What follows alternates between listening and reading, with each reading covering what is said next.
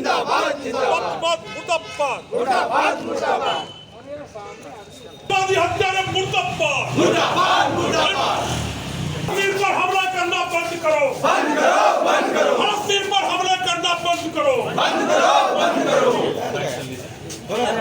इंकलाब जिंदाबाद जिंदाबाद जिंदाबाद साम्राज्यवाद मुर्दाबाद मुर्दाबाद मुर्दाबाद फलस्तीन पर हमला करना बंद। संयुक्त किसान मोर्चा उत्तर प्रदेश संयुक्त किसान मोर्चा एसकेएम के घटक है।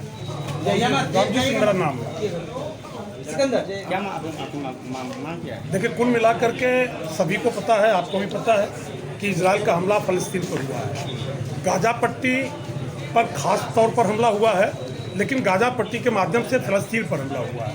कुल मिलाकर के जैसा कि हमारे साथी ने बताया है, संक्षेप में मैं बात करूंगा ये कि फ़िलिस्तीन के क्षेत्रफल को इजरायली हमलावरों ने यानी कुल मिला के इजराइल ने साम्राज्यवादियों की मदद से, खासतौर से अमेरिकी मदद से इजराइल ने जो है फ़िलिस्तीन पर बार बार हमले करके फ़िलिस्तीन को सिकोड़ने का काम किया है। फ़िलिस्तीन सिकुड़ता गया है। आज जो है वो एक दौर में उसका जो पूरा क्षेत्रफल था, मुश्किल से उसके 20% 22% क्षेत्रफल में आजकल फ़िलिस्तीनी जनता सिकुड़ चुकी है। ये स्पष्ट दिखाई देता है यह कि इजराइल के पीठ पर साम्राज्यवादियों का हाथ है, खासतौर से साम्राज्यवादी देशों के सरगना अमेरिका का हाथ है। अमेरिका की सतह पर, अमेरिका के दिए हुए हथियारों की सतह पर, अमेरिकी आर्थिक मदद की सतह पर इजराइल एक संपन्न देश बना, जबकि एक दौर में यहूदी उत्पीड़ित जाती थी और हिटलर द्वारा सताई गई जाती थी, लेकिन आज वो खुद एक उत्पीड़ित जाति बन चुकी है। समझता मैं नहीं कि इजराइल की सारी जनता उत्पीड़न कर रही है, लेकिन जो शासक वर्ग है इजराइल का, वह जो है साम्राज्यवादियों के इशारे पर नाच रहा है और फिलिस्तीन के निर्दोष नागरिकों पर जो है जुल्म ढा रहा है। मैं कहना ये चाहता हूँ कि असल में आतंकवाद को संक्षेप में कहूँगा एक पुरानी चीज़ है। ये साम्राज्यवाद रूप बदलता गया है। उपनिवेश का एक युग था, उससे चल करके साम्राज्यवाद यहाँ आज जिस स्थिति में पहुँच गया है वह बहुत ताकतवर हो चुका है। और साम्राज्यवादी देश दुनिया के जिन जिन हिस्सों में अत्याचार किए हैं, जुल्म किए हैं, उन हिस्सों में जाहिर है कि थोड़ी सी आबादी वाले लोग या कुल मिला के कम ताकतवर लोग जब अत्याचार सहेंगे, जब उन पर जुल्म होगा, क्या करेंगे? वो ताकतवर के सामने अगर खुल के नहीं लड़ सकते तो जाहिर है कि लड़ाई का कोई दूसरा रूप अपनाएंगे, वो गुर्ला तरीका अपनाएंगे, छापामार तरीका अपनाएंगे और न चाहते हुए भी आतंकवाद की ओर उन्हें बढ़ना पड़ेगा।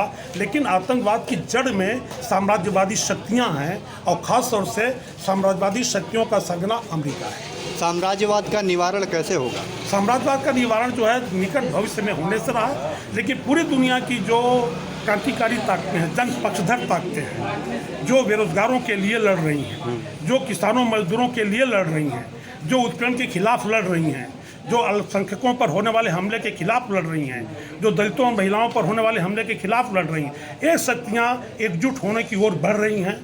तो जल्दी तो नहीं कुछ कहा जा सकता, मैं इतना तो भविष्यवक्ता नहीं हूँ मार्क्स की तरह, लेकिन फिर भी एक अंदाज है कि आने वाले कुछ दशक में साम्राज्यवाद का खात्मा होना ही है और जनता की जीत होनी है। फिलिस्तीन के कमांडर ने कहा कि इराक के चढ़ावे में आकर उसने ऐसा कदम उठा लिया। ये जो है ईरान पीछे हट आप गया। भी जानते हैं कि कुल मिला जुला करके जो है ये तरह तरह के बयान आएंगे अभी आगे, और हम लोगों को धैर्यपूर्वक जो है इन बयानों को सुनना है, समझना।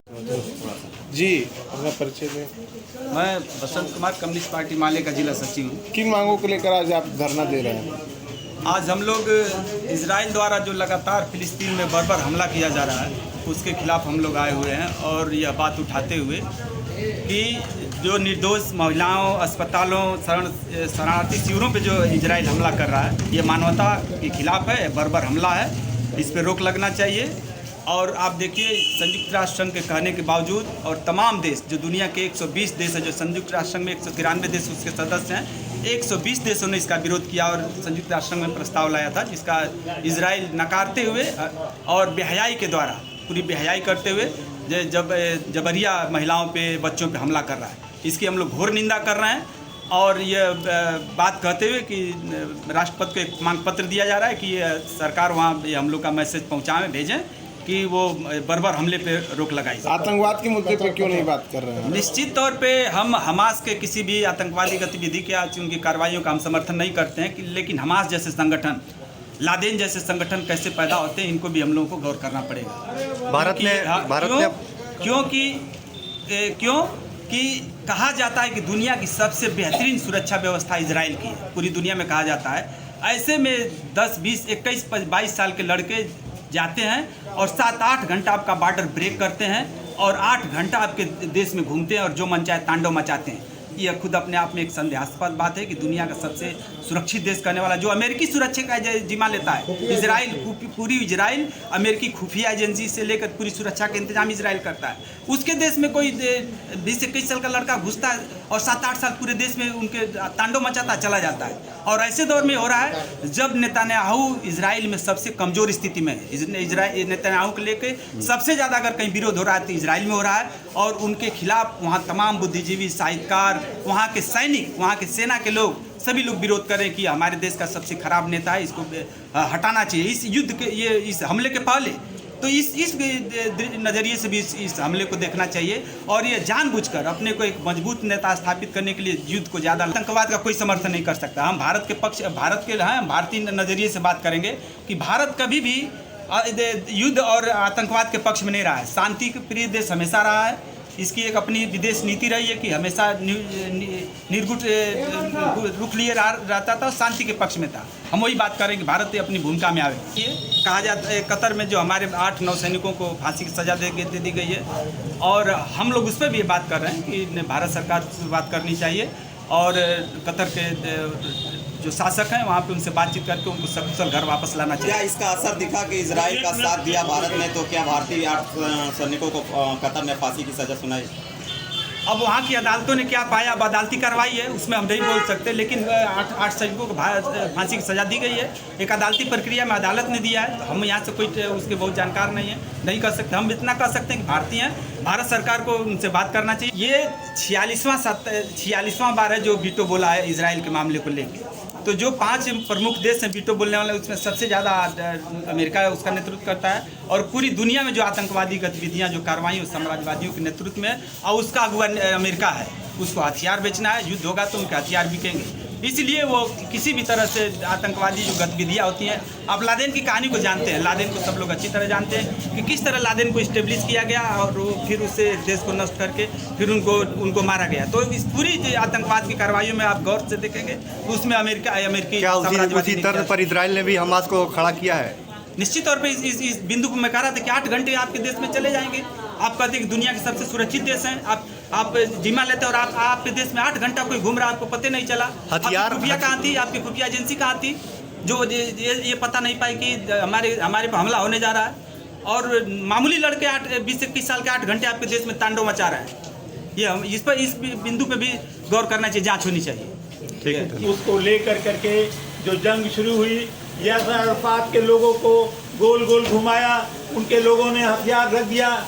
जब उनका हथियार रख गया और फिलिस्तीन की आवाज़, फिलिस्तीन की बात कहीं दूर दूर तक जब सुनी नहीं जाने लगी, तब उसके बाद ये हमास पैदा होता है। हमास पैदा होता है। हमास ने अपने लोकतंत्र, अपने देश के लिए लड़ने का काम किया है, और ये सही है कि उनको जितना उनका दमन किया गया है, जितना उनको मारा गया है, कम से कम 2 लाख फिलिस्तीनी अब तक 1948 से लेकर के अब तक मारे जा चुके हैं। और इस सवालों पर दुनिया खामोश है। आज वहाँ क्या है, बच्चों के ऊपर 7 तारीख को कुछ हमास के लोग घुस गए इजराइल के अंदर। मैं नहीं कहता हूँ कि निर्दोष लोगों पर की जो हत्या हुई है वो सही है, वो गलत है, लेकिन उसके बाद बदले की कार्रवाई के तहत जिस विभत्स रूप से, जितनी निर्दयता के साथ पूरी अमेरिका की साजिश से, ब्रिटेन की साजिश से और इंग्लैंड की साजिश से ये बम्बार्डमेंट किया गया है, लगातार 10,000